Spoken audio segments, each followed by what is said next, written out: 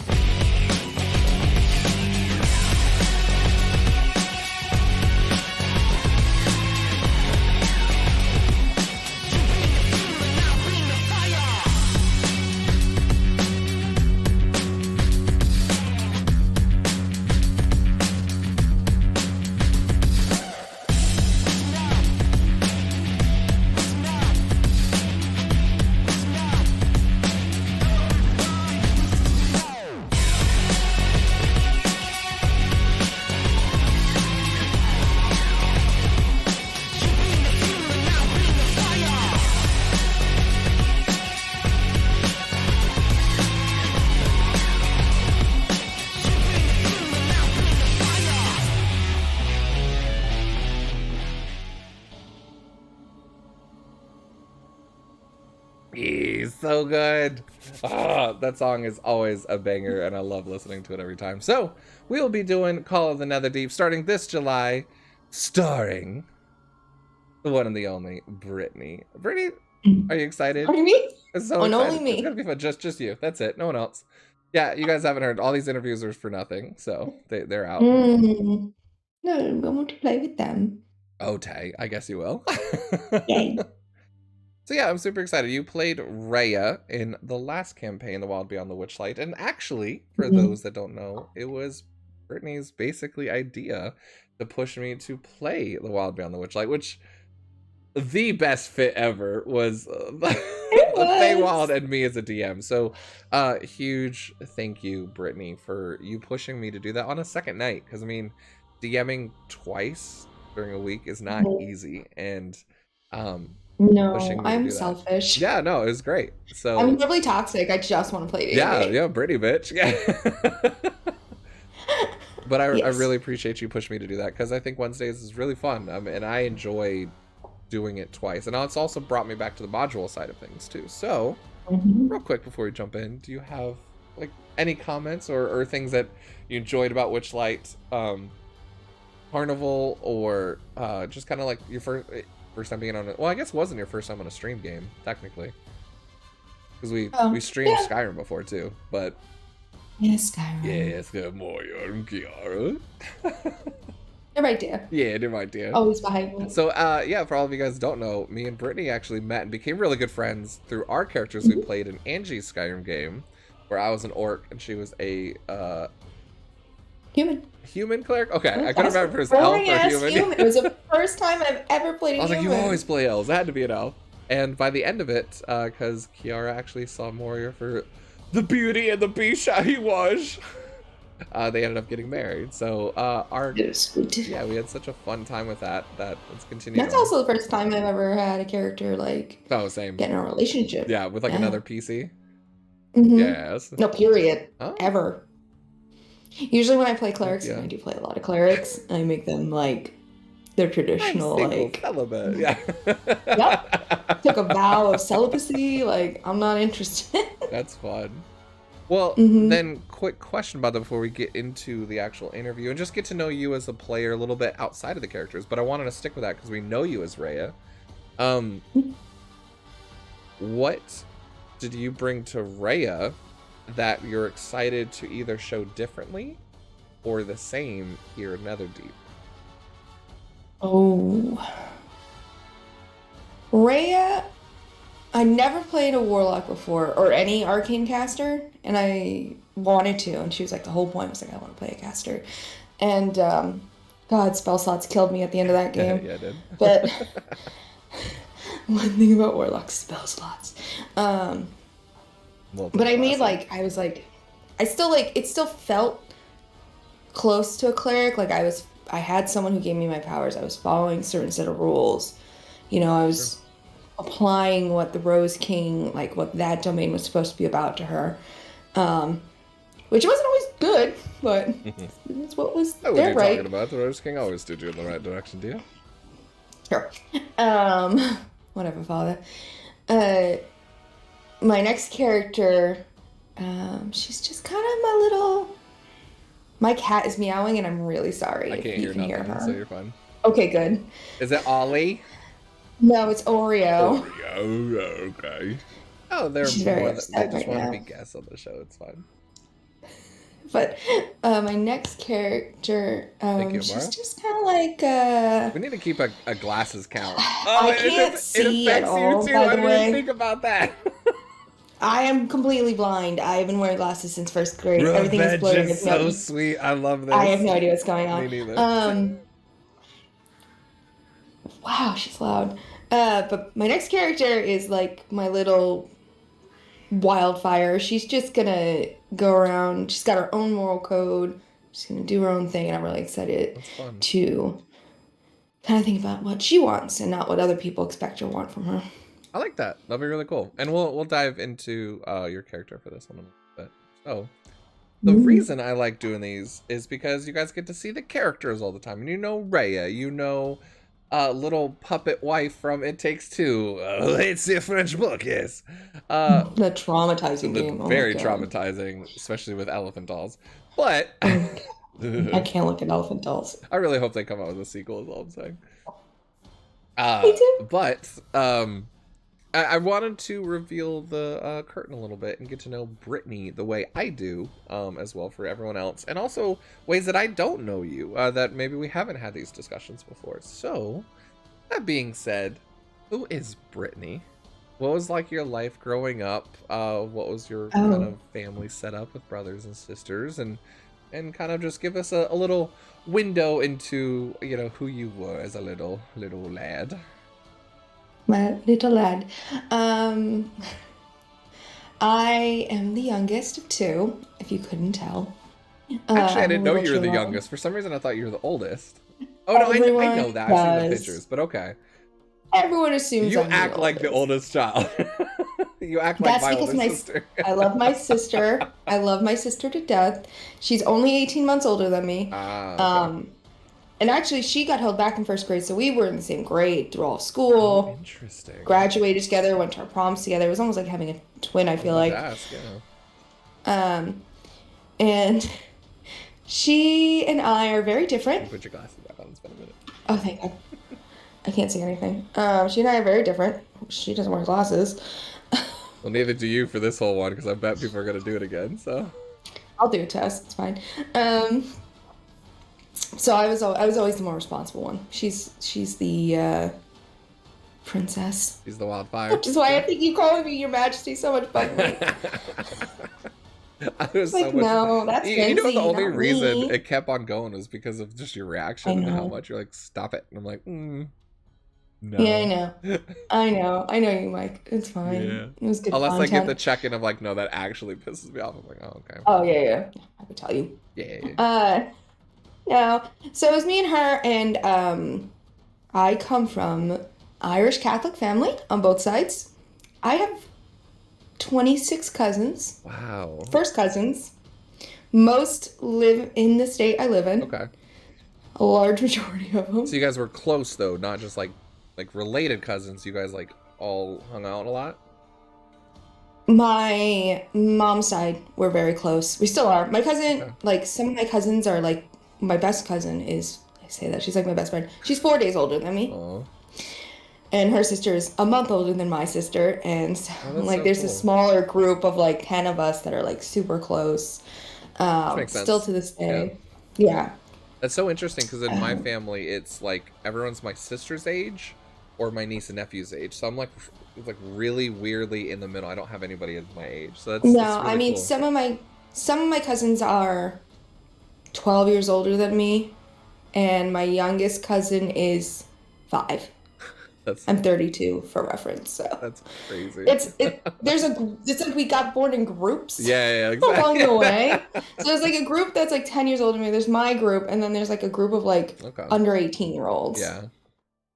Um, Yeah, just the oldest. but Just the oldest out of all of us, just crazy. Sorry, that was I'm not the oldest. TV in here. Amara. So old. Wait, what? Mara. I was like, I'm not the oldest. Excuse you. At least I wasn't born in the 90s, Nicholas. Oof. Yeah, this Ugh. is some spicy stuff already happening. Oh, that's really cool. So then what about gaming then? Did you game with your family? Was that ever something that you were exposed to with them or and that's in any medium either. It doesn't have to be yeah, specific. I was like, I still have to this day, my 64, my Super Nintendo, and all my games, and like they're hooked up downstairs in my living room. Okay. Don't look super great on our nice big TV, but So you kept all of that. fine. Are you like a Yes. hoarder of like the video games and like you just never sell them once you get them or? No, I mean, I've never sold a video game. I mean, if I didn't like it anymore, I probably would just give it Oh, away interesting. at this point. Okay. But actually, the majority of my collection I originally got from my cousin because his mom was buying him the PlayStation, and she was like, "You can't have all these game systems. We don't have the hookup." So she just gave them to us. That's amazing. He's still angry about it to this day. He still wants them, and I'm like, nah, because I took them with me to college. Like I had a shitty little TV and we hooked it up and we played through college and I just kept them because I still enjoy playing them. Yeah. They're fun games. And now I know they're worth money, some of them, and I'm like, wow. That's Gonna so hold on to that. interesting because like my best friend is a big hoarder of all like any game system. I'm the opposite. I would sell everything I have to get the new game system, to get a new game, and like always be trading and be like, oh, I can buy this because I'm only getting it for $50 or something like that. So that's so interesting. Yeah, I mean, I feel like the systems like in between the ones I played when I was a kid and the ones now, like I have a PS5. I don't think I'll touch any of the other I gotcha. the Xboxes and PlayStations now, but like my 64 and my Super, golden. I will never get rid of those. Interesting. Okay, that's so cool. And then PC gaming. My favorite PC game is Tomb Raider. Yeah. I love Tomb Raider, and it's because my dad had there was a computer in my dad's office, and was the only computer, and he played Tomb Raider. So it was the only game we had on the PC at the time. And so I with the pointy boobs. Yeah, pointy boobs. That's so cool. So yeah, like what other memories of gaming do you have, like with your family, with your dad or your sisters? Like, was it video? So you've talked about video games. Was it just video games? Was it board games? I mean, we had like the traditional Monopoly. like life. I hate Monopoly. I did have life as well. Yeah. We made up our own rules for Monopoly because it takes too freaking long. True. Yahtzee, life. I'm pretty sure I memorized like Trivial Pursuit at one point because we just kept playing the same one over and over. We played it a lot. Okay. And that sort of thing. But not a ton of board games. Okay. We were outdoor kids. Yeah. Oh, okay. Makes sense. So what was the first time you got exposed to like TTRPG or like D&D kind of stuff? So, how long has Critical Role been on? 7 years? I think About 9 years ago, my friend Gage tried to sit us all down to build 4th edition characters because he really wanted to DM. And it was like a bunch of us sitting in my husband's, at the time my boyfriend, now husband, his living room, his mom's living room. Give a little guest star on stream. He just peeked in and said hi though. He has a glorious beard. I'm just saying, I'm very jealous. Yeah, he's had it since middle school. Amazing. But so we sat down, we tried to all make 4th edition characters. None of us had ever played anything like it before. It was a hot mess, to say the least. Just the character creations with that many people all at once. None of us knew the rules. Yeah, it was nuts. And then we sort of dropped it. And then a couple years later, same guy, Gage, pulled a few of us in for, he wanted to do it and he was like really serious about it. And so it was a smaller group. We made our 5th edition characters. Right. That's when I started playing Mimsy, my gnome cleric. That was your first one, was Mimsy? Mimsy. Oh, yeah. So fun. I love Mimsy. Who was Mimsy? Why don't you explain that to us? Mimsy is an old gnome cleric who Greg would love that. She's neat. I know. She is and was, because we will go back to that game someday. We were only at level 13 when we took a break to do modules. She's a nature cleric. She's a forest gnome. We played in the Sword Coast world, so she just sort of had a very traumatic events happen to her early on, and then she just became a hermit and didn't want to deal with any people. And now she's just constantly trying to keep her party alive because they do stupid things. Like my husband's character, Kojak, almost killed a child because he thought it was a halfling running away. Oh, fun. Yeah. It's one of my favorite stories. Yeah, I've heard it 3 times now. I love it. It's so funny. He almost killed a child. Yes, Greg. Old gnomes are best gnomes. Actually, I have her character sheet somewhere. She's like 300 and something. I forget. And you like playing older characters, don't you? The ones that live long, it seems. Lit's gonna hate me for saying this. Humans are boring. I mean, I agree. And most of the other races have longer lives, or like at least in the original, like the book, and like. So it's more of a collateral thing. It just happens because of interest for the character, then. Okay. Yeah, like I wanted to play something small. I was like, I want to be a tiny character. And it was really funny because the other girl, who was short, became a dragonborn, was a giant character. And she would baby Bjorn me to her because she was always going so fast, and she was the barbarian. Cute. And I was like, I can't heal you. And you're so far away. She would just Bjorn me on her back, and I'd cast spells. That's actually amazing.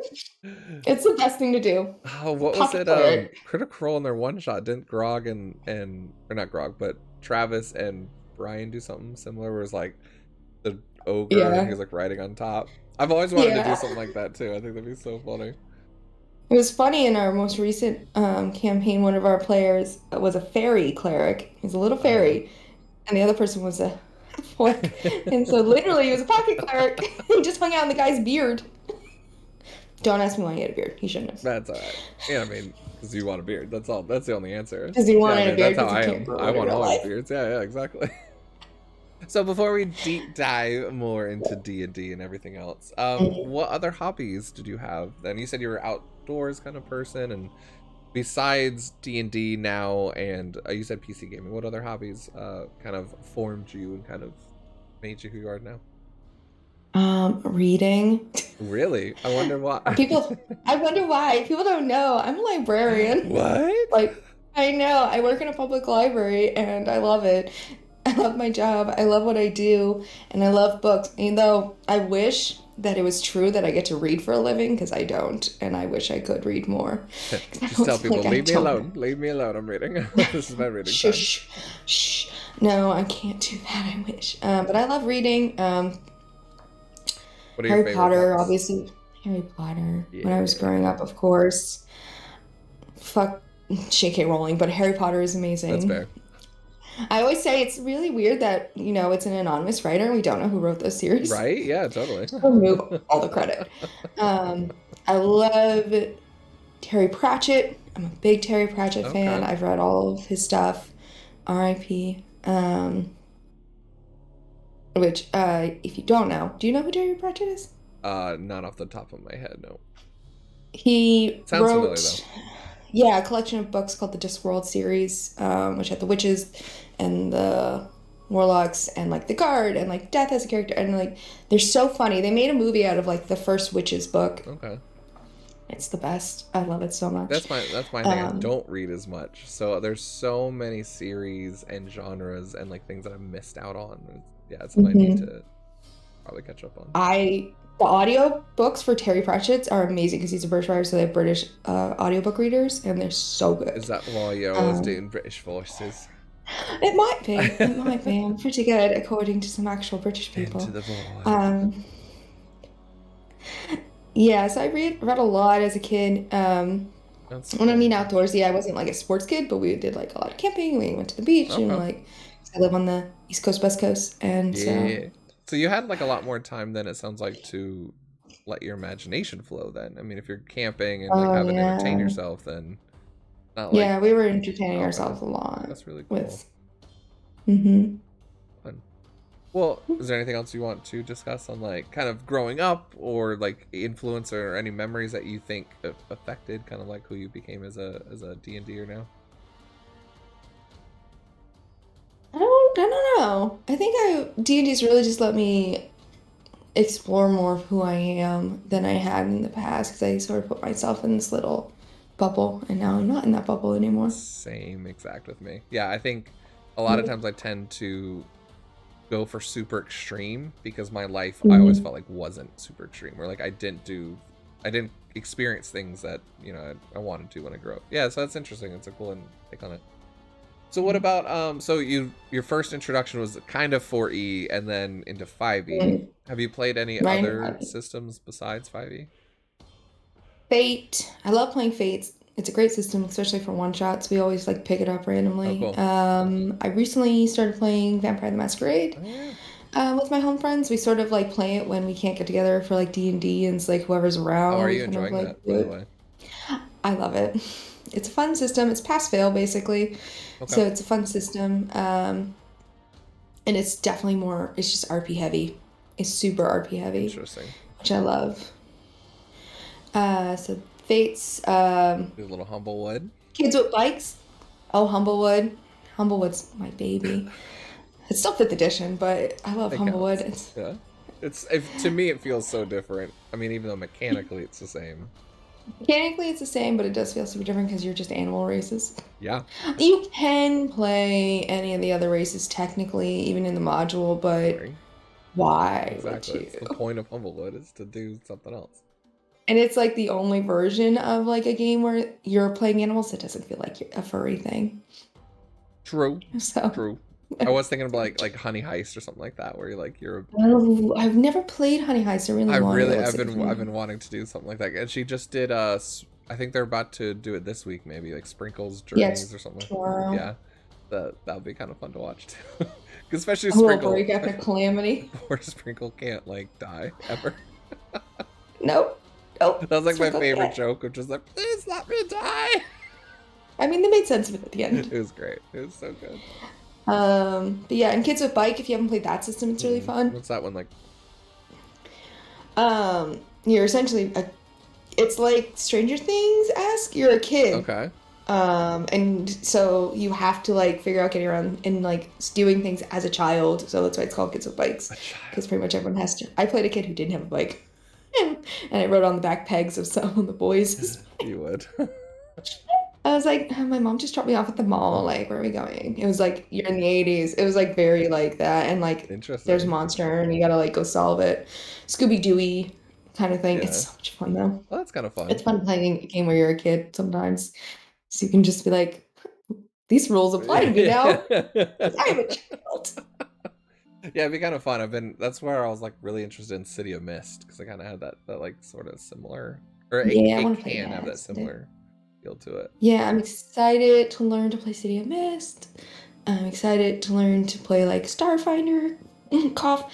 Ooh, shots. No, I'm kidding. I am excited. I like learning new systems though. Yeah, me too. Yeah, it's definitely something I want to branch out a little bit more on, and maybe even do something some fun stuff with that. Yeah, really cool. But it'd be fun to learn. I like learning systems that are really different. Yeah. Like they don't use the same like sort of setup. Okay, so like not even like something to be super similar. You like to go all the way different with it. I just want to learn something new. That's fair. That's fair. So then with 5e, since that's what we're playing in this one, what is like your favorite thing to do in D&D? I think you kind of hinted like role plays, exploration, the combat. Like what's something that you gravitated to? I love everything. I want it all. Yeah, of course. I mean, if you want to balance it all. I want my cake and I'm going to eat it too. I do. I like combat. I like the mechanics. I like rolling dice and counting. It's math. I love being able to use abilities, but I love RPing and just like getting to know the character that someone else came up with in their mind. Which like we have the narrative campaign and I like playing in that because it's just RP. I don't roll. Yeah. It's been really super interesting to see that. So for those of you guys don't know, a few of us, because we want more games but don't have the time for it, decided to create a small little narrative one where we do just text-based RPing and stuff like that. But we do combat as well. So it's been fun to see someone like me who's always played in the structure of a pass or fail role to try and rip that out in more of an RP place, even in combat. So that's really fun. So you like that as well? I love it, and also like we've had enough experience playing games, so we know like sometimes you're gonna take a hit and sometimes you aren't. So just write it in that you do. Like it's so much fun, and I've never like written before. Really? So like we started doing this now. Interesting. I read a lot. So maybe that's where it's coming from. Fair. But yeah, Rachel and I had started doing like out of game chats for Star Wars. So yeah, I guess I'd kind of been doing it for like a year or two, but it wasn't not this much, or like learning to interact with other people too, because you kind of used to one person style. So that's really cool. And how do you think that's then reflected into your 5e games? Do you think it's changed? I definitely RP more. Yeah. I'm more comfortable doing it. I'm getting better at describing things, which I'm excited about. Sometimes I'll be like, well, I cast a spell. Yeah, I roll for attack. Now I'm like damage. Yeah. So okay. I'm learning to it's been fun. Nice. And I thank our wonderful game master for that. I mean, yeah, I definitely want to meet that guy someday. So what's something that you've never done in D&D, but you've always wanted to do? And maybe you'll see if that happens in Netherdeep. That's a good question. Am I first? I don't know. I feel like I've never done an evil character and I don't want to. Unless we're doing an evil campaign. Yeah. I don't know, because I feel like at this point I've tried a lot of different things and I don't know what else is out. I don't want to kill a kid. Yeah, I don't think that'd be fun. I don't know, because I would say have a romance. I've done that. I'd say play a class I haven't played before. I've played most of them at this point. Yeah. So just kind of experience, like you said, just experiencing new things. I just like wanting more different types of players. Because I played in another online game that took place in Taldore with Rob, Angie's boyfriend, for 3-4 years. That was a long game. But that was it pretty much took place primarily in Taldore, in Amman, and then on different planes. So I'm excited to like explore the other parts. Too, right? In that one? We went to the Feywild. We went to a bunch of planes once we hit we went to level 30. So once we started like getting past the level 20 stuff and it was homebrew so much homebrew, which is great. Like I've never felt seen someone balanced. put that much like effort into. He put so much work. I miss him terribly. I can't wait for him to come back to the United States and be on the same time zone as us. Miss you, but Rob. We missed you, Rob. Yeah. So I'm excited to see Marquette and Wildmount and Jorhas. Yeah, I'm excited. In the Menagerie Coast. I'm actually more excited, I think, for Marquette. Like Jorhas is super fun to me, but Marquette just has this. Jorhas is very dark. Yeah, I think that's why I'm more excited about Marquez, because the colors and the vibrant. vibrancy of it. But I think it'll be fun to have Mm-hmm. that like balance in between the two. And oh my gosh, Mm-hmm. I'm now hearing that OBS echo and it's annoying me and I don't know what's going on. That's so funny. That like lit and mark that we're Oh. talking about. Yeah, because it comes and goes. Oh, I don't I hear didn't hear it it. before. No, I think it's something that only the OBS person hears, like in Oh. their feedback. But Hmm. it's like a delay that you can hear yourself. Yeah, so it's been bothering me. But well then, so that's stuff that you do like and that you've never done before. What about Mm-hmm. what's like your pet peeve, things that you don't like either at the table or just something about the system that's just like, you know, Ooh. it's not my favorite thing, but I get over it. What's up, Smite? I mean, I'm toxic. I have a lot of pet peeves from people. Um, I just really What's your I game want breaking ones? Let's put it that way. what's my Like what? game breaking ones that you're like, I just can't come back to this table or play with this player if that's the case. Oh, disruptiveness. Okay. I hate disruptive players. They drive me crazy. Like everyone should get their turn, everyone should get their moment to shine, but also be consciously aware that everyone else also deserves that. I You gotcha. know? So like someone like always stepping on in front of someone else's scene or taking the spotlight sort of thing. People showing up in scenes where it's like, aren't you doing something else? Why is your character suddenly here?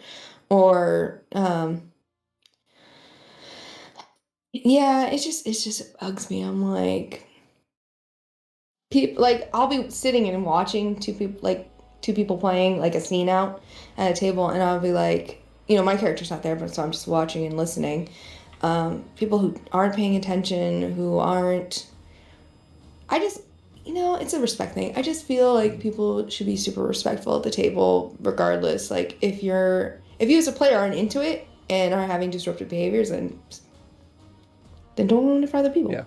No, I feel that. I think that's definitely top one on me. The other one is taking too long on your turn in combat.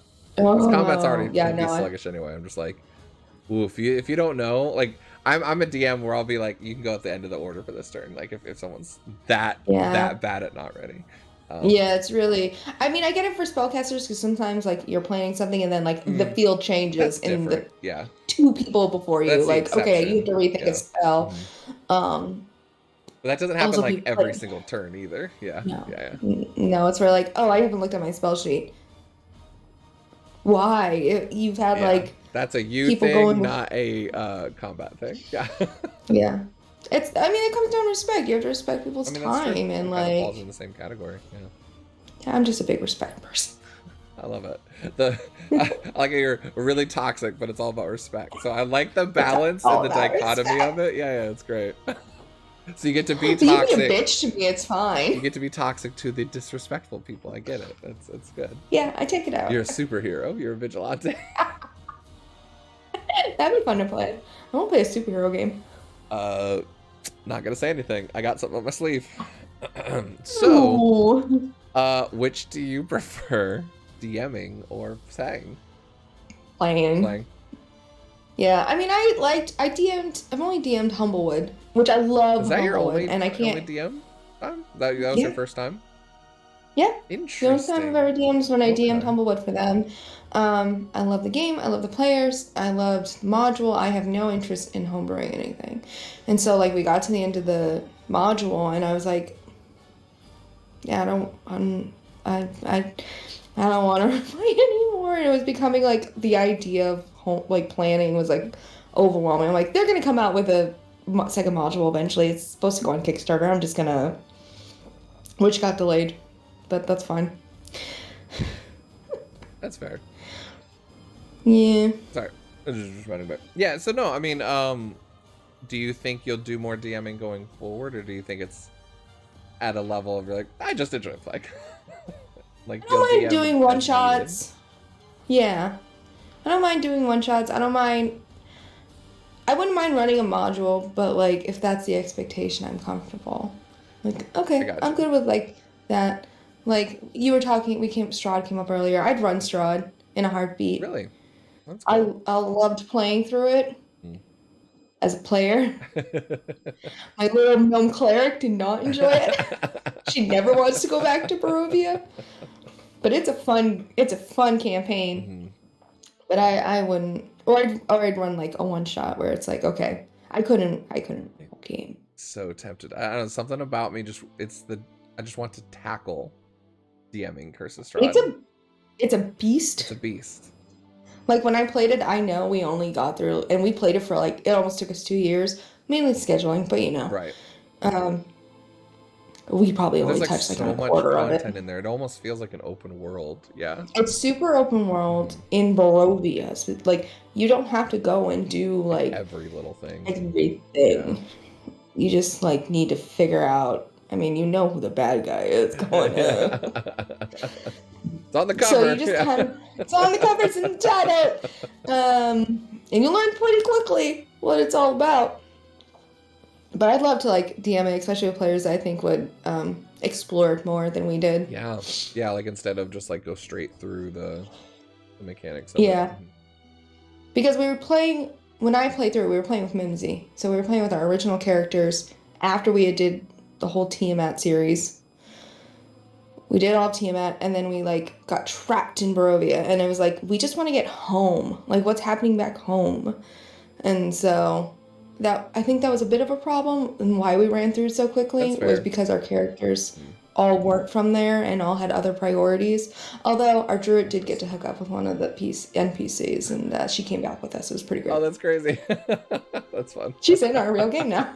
Like, whenever we get back to that. I love it. That's amazing. Yeah. That's actually an interesting point of always having that feeling like, well, this isn't my home. I want to get home. So. Yeah, which I think Rachel, when she did it, her player was from there.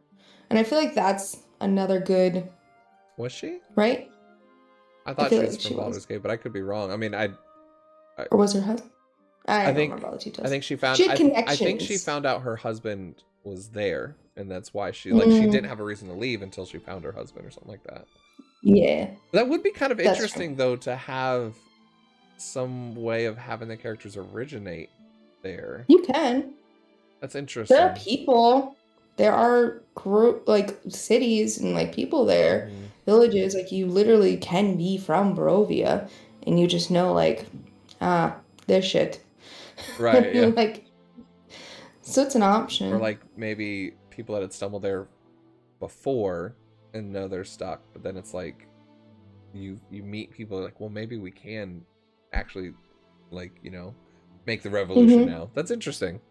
I've never even thought of that. I've always thought of it as that's because that's part of it is like learning the mist and going through it and like feeling that lost and like in a new world feel. So little spoiler tag, the optional house. Ugh. We did it. I've played through it as well. Yeah, that kicked my butt. It's fun. I only survived it because I had a barbarian Goliath. Like, yeah. Yeah, my gnome didn't do great. I could bet. But yeah, no, that's really interesting. I think that'd be interesting to see, people tackle that, or if you wanted to tackle that, I'd play that. Just putting that out there. Maybe we'll see. It should be on your string, because what's the one thing Amara knows? I don't string. Right, yeah, that's fair. I would definitely host it, that's for sure. So then what's your favorite moment in a campaign or a game that you've played? What's something that's you'll always remember? Oh, I want to pick like several. Can I pick one from a bunch of games? Yeah, of course. So with Mimsy, that would be my cleric made a vial of holy water. This was before the ceremony spell, so it was like a whole process for her to make it. Gave it to the druid, and the druid cast conjure water elemental out of it. And so we had a water elemental made from holy water who dealt extra radiant damage. Nice. And we called him Papa Bless. And anytime we're like, pull out Papa Bless. Papa Bless. Especially in Strahd. That's actually pretty smart. I really like that. It was so much fun. It was the first time we ever did anything homebrewy. Because it was still we were still playing Tiamat, we were just learning 5th edition, and we're well, can we do this? Would it do anything cool? And they can make holy water. She's a cleric. Like, that would make sense. So that was really fun. Obviously, I'll always remember our wedding. Oh, yeah, of course. You know, best wedding ever. Yo, I wrote vows for that shit. I got people to cry. You made me cry? Yes, I was not okay with it. I won't lie. It helped that some in real life was like helping the emotions because I feel like I was able to monetize on that. But that was really fun. We were. Well, yeah, because we were dealing with like the campaign ending and people players leaving, like leave. Oreo's back meowing under my feet. Oreo's like, you're talking about me. She's so annoying tonight. I love that. I don't know. I think I'm gonna have memories from every game. It's so nice. And take them with me. Love it. I'm glad that I got up there into the top 5 with that. That makes me happy. You made me cry. That does not happen. I know that does not happen often. No, I'm not a crier. It's going to happen in this campaign. Don't worry. Man. Did I get you to tear up in Witchlight? I feel like it was close. With, like, at the end with Autumn's dad. No. Is that because you kind of expected it though too? Because I know you and I had like talked about that. So yeah, we planned Nick's demise. Almost got that tear from Nick though, so that worked. That's pretty good. Nick, don't doubt it. I don't cry. I hate crying. You just suck it right back up. Yep. Hold my emotions in. If I cry, it's never on camera. I'm like the opposite. I'll like start be thinking about an NPC and about what he's about to say and already be like, it's not even like emotional yet, but like I know what he's gonna say. So I'm like, oh gosh. No, it takes a lot, and you got me with that one. But I was really sad about. You did monetize on very much. Real life. It was a message into real life, sort of like a meta commentary about. Yeah, it broke the fourth wall, but it was really good. It was fun stuff. Maybe we can find a clip of it and send it to people so they can see. Cool. That actually be nice. It's gotta be somewhere. I'm pretty sure we clipped it. I mean, it has to be on her channel, I'm guessing. Angie, if you're on, let us know. Yeah. So those are favorite moments. What's your favorite character death to witness? Whether it's your own or maybe someone else at the table. My characters have never died. Okay. Well, what about some other people? What's your most memorable one at the table? I will never forget Phelan T-posing. Ingrained in my head. It was so funny. I remember your reaction to them dying, and then even them just turning to skeletons. Rhea was a child in my mind. She was like young, 22 maybe, hadn't really experienced much outside of her father's like court, and I was like, is this the first time she's seen death? I think this is the first time she's seen death, and it was traumatic the way you described it. And I was like, holy fuck, she's gonna freak out.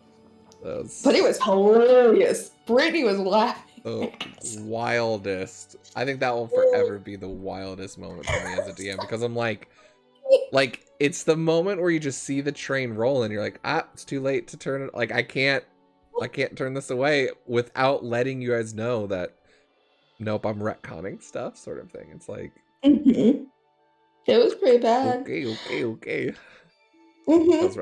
Similarly in my home game, when we got back from Strahd to the Sword Coast, we were doing homebrew at that point, and our DM killed off a major NPC, and I almost cried actually at the table at that. I was so upset. It was were you like attached to the NPC, or was it just how it happened? Super attached. We were super attached. He was like our connection. He fought with the battle team out with us. Like he was the head of the Lit's gonna know his name, and I'm gonna feel like a dum-dum because I can't remember because we haven't played it in like 3 years now. He was head of from Neverwinter and like in charge of like the guards there, and man, Order of the Gauntlet. He was in charge of the Order of the Gauntlet. Why can't I remember his name? To me too. Because it's the Order of the Gauntlet, and you would know it if you played any of the Sword, because they're like really popular. That's there. Familiar actually though, but I can't think of who it is. So he killed him off, and we were all the thing upset. In Avernus, it's the person's replacement is the person I'm thinking of. So I think they mention it there, but I think it's their replacement or something. But yeah, yeah, that's fun. Yeah, it was traumatic. And then my cleric spent every day rolling for her channel divinity for like several weeks in game Oh, you mean to see if she can get him the D100 thing? Yeah. To get him back. Oof. She was like so upset.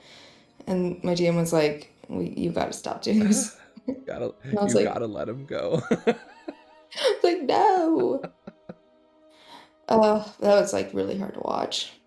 Well, it's really cool that you can get that invested though into characters. I think that's not easy for a lot of people, you know? Yeah. I think it takes time sometimes. Like we've been playing those characters for a while. Yeah. Yeah. I mean, we started. Did you start off as murder hobos?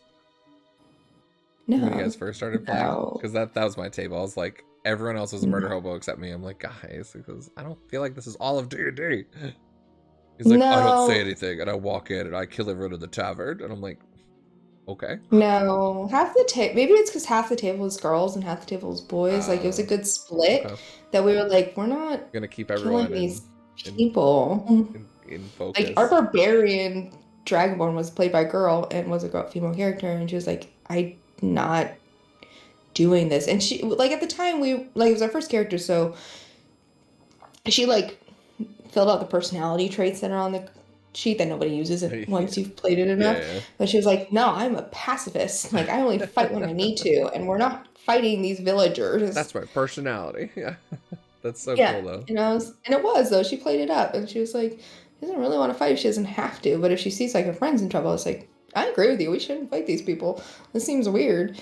So the boys are murder hobly. Onthar Froome and Laniver. Onthar! That's the one. Onthar! It was very traumatic. He had him chopped in half. R.I.P. Onthar. Thank you, Lit. That was gonna bug me. I always love that Lit's always there in the chat. Be like, let's go to the Wikipedia. and I think the problem was because there's Onthar, but then there's Zonthal, who's like the wizard guy nearby. Yeah. It's like easy. And like we were friends with both of them. Oh, that's rough. But when he killed Onthar, it was real rough. So I don't think this one's for you, but I should ask you anyway. It's on my list. Please tell us the story and your side of dying as a hedgehog. I think you should make up a story of dying as a hedgehog now. Even though it's Amara's thing. Well, Rob was playing a hedge in my Humblewood game. Did he ever die? And no, because I couldn't hit him because his AC was stupid high. That's what Rob does. Between the hedge benefit and he was a monk, I was like, I can't hit you. Fireballs. And this is annoying. You know what got him though? That almost killed him. I had a character cast a growth spike under him, and he kept failing, and he kept taking damage every time he took a step, and he kept running around the battlefield. I'm like, you're gonna die simply from walking. Like, and it's not like the caster, it was casted through a weapon, so like the caster wasn't concentrating on it. I got you, yeah. I was like, you just need to get away from this plane. That's rough. He was like committed. I'm like, this is the only time you're taking damage in the whole campaign. I'm okay with this. I feel like someone did that in the Critical Role one too. Like, you guys are using growth is a wild spell. Like tropes on the ground. Yeah, it was. I don't know, a lot of people were doing drops. Cow drops. Yeah. Cool. Growth makes fun though. Well, what about Netherdeep? What are you looking forward to specifically in this campaign? What's kind of something that's getting you excited to play it? I'm excited for everyone's characters. Oh, of course. I know things. Yeah. Because we've been planning things with everyone. Is there anything special about the module though itself that is kind of like interesting? I don't know much about the module other than what you've told us, because I mean I own it, but I'm like, I don't want to metagame at all, so I haven't been looking at it. Yes. Same with the Witchlight. I'm like, I'm not gonna read this until after the game. Did you go back and read Witchlight at all? Like, have you looked at it? I read some of it, yeah. Have you? Was there anything in there that we didn't do or felt different than when you read it?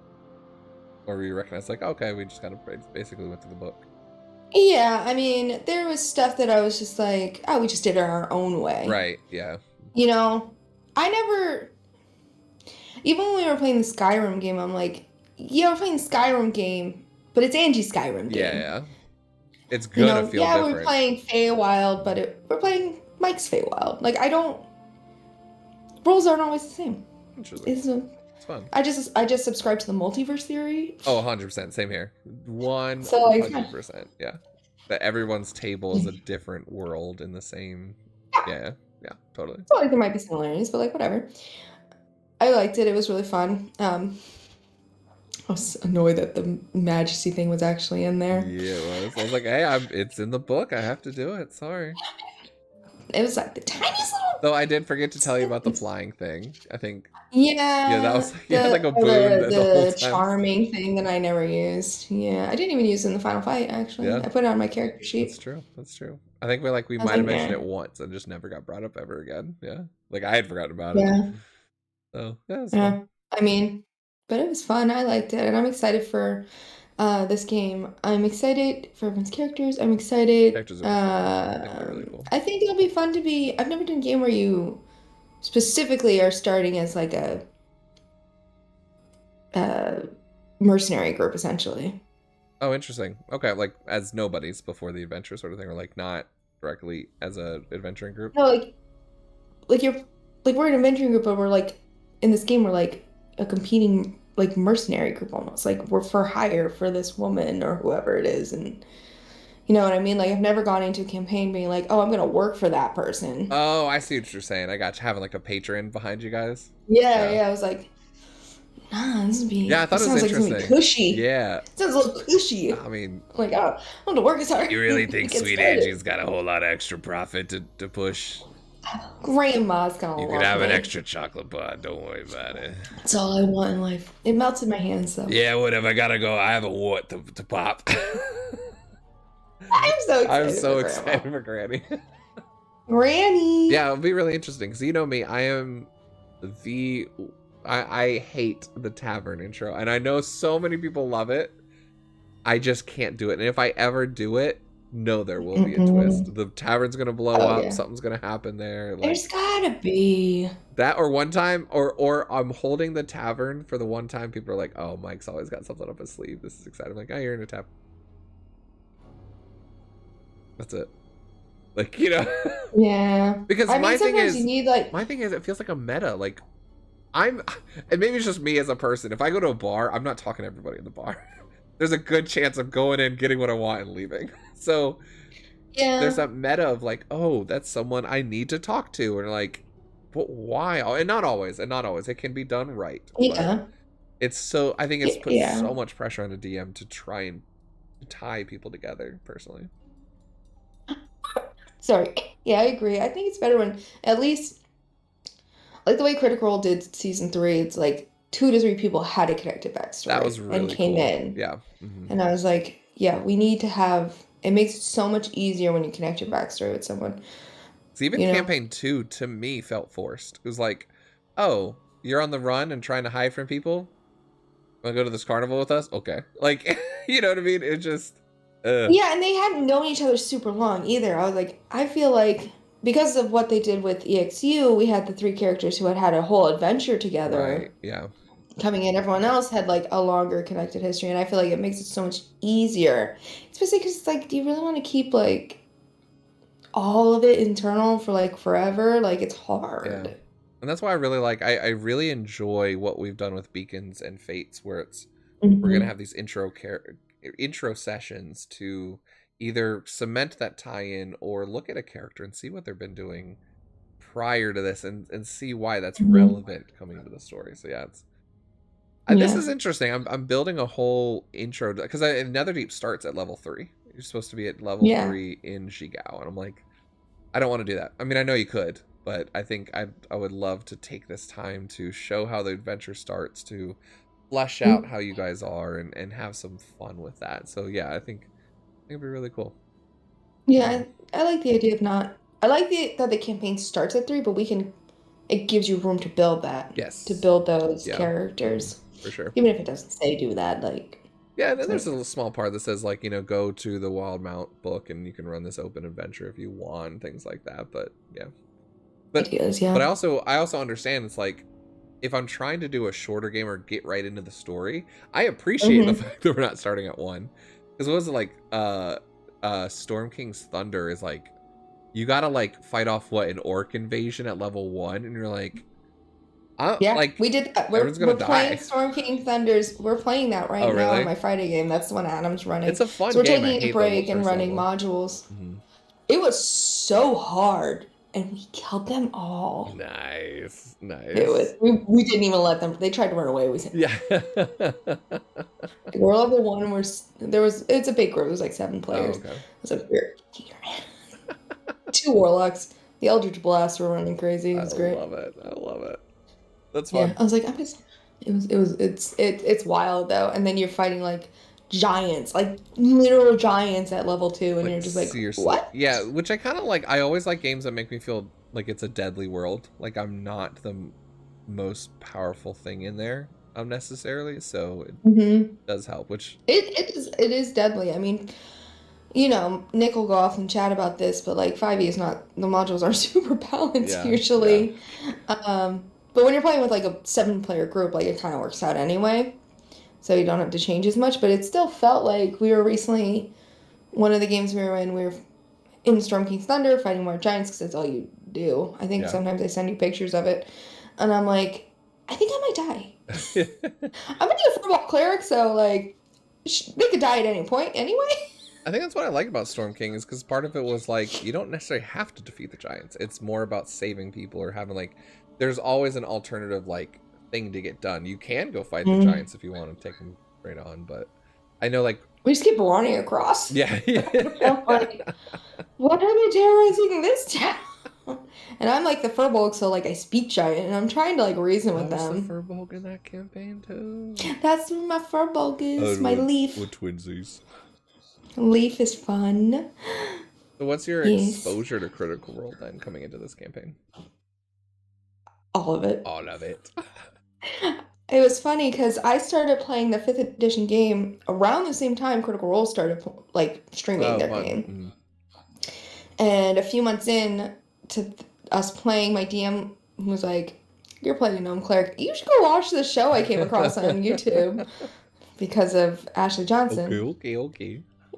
And so I went and watched it, and I was only a few months after they'd started, so I could catch up. It wasn't that hard. And I was like, okay. And I watched everything except the 6-hour episode from the other week. I still gotta watch that. Unacceptable. It's so good. It's so good though. I know. The entire 6-hour episode is good. I'm sure. I've seen some fan art already, and I'm like, oh, it's gonna be good. It's gonna be good. You gotta sit down and watch it, especially the second half. Oh, yes. I was worried at first that Sam wasn't. Yeah, that's a whole another conversation. It's not about tonight, but like it definitely seemed like Sam wasn't gonna like get invested as much. But I think he was like teasing it until the end. But it was really fun. He's been teasing some things, and I'm like, oh boy. I like it. So then, I love his characters. What's your like getting into this campaign and prepping for it? Which I realized we never did. Who are you playing? What's their name? We did in the intro, but hey. I'm playing Miri. I don't know how much you want us to give away. We can do a little tease. You're playing Miri. What's been your like? I don't want to get into the character lore or much of that yet, but mechanically or preparing for it, what's been your process for character creation? Like, what kind of inspirations have you pulled from for Miri? You sent like a link to building like allies and enemies at Heroic Chronicle specifically for this. It was so helpful. I was like, oh, and it like I keep on forgetting. I need to send you guys a form because I want to have it like in written form so it's easy for me to go back and capture. But yeah, but that was like super helpful in building her backstory because I like. I wouldn't think about before, right? Leave it up to the role, man. That's here. How I felt. Yep. That's why Miri has the number of siblings that Miri has. I love that you don't typically do that, so I was really surprised. Like, no, that's what the dice said. That's what the dice said. That's so interesting. It's easier to not involve parents 100%. And siblings and blah blah. Or I think that's another reason I like older characters because they probably dead. I'm like 400 years old. Or like my thing is when you create them, like when you really invest in who they are and the DM can't pull that off, or they have a different idea of who they are, I try and stay very blank on who they are And so that's hard for me as a character creation. I mean, unless we run into them, I don't think it'll ever come up. Yeah. But in the back of my mind, I'm like, this is going to affect how she acts, though. That's true. That's true. Having grown up with a family that size. So the Heroic Chronicle inspired you. What's your character creation process? So do you go like a theme on the outside and think of what you want and then find a class? Or do you find a class you want to play and then build it out from there? Or both? This time I picked my race first because I felt I had a theme. Normally I pick a class I want to play and build it. Yeah. I went super themed on this one. So much so that we picked a homebrew subclass. Yeah, it's all good. But there's a lot of homebrew in this game, actually, to be honest. Yeah. I think like half of you guys are doing homebrew stuff, so. We won't talk about it. But yeah, so this time I picked her race and a theme, and then I was flip-floppy on class for a while until we settled down on this one. And I'm excited. I'm so excited. And then I looked up artwork, and the artwork always inspires me. And then TD drew my art, and she is so cool looking. Yeah, I really loved having you guys sit in BC together. It was really fun to watch you guys bounce off each other and hear little inflections of the character too. Cool. It's so much better doing sitting in a voice chat with Dealey when she's working on your art. For anyone else, I know she doesn't have the time to do that, and I'm special. Of course. You're Brittany. You're SassyFire. So. It's not like we don't sit and talk to each other all the time anyway.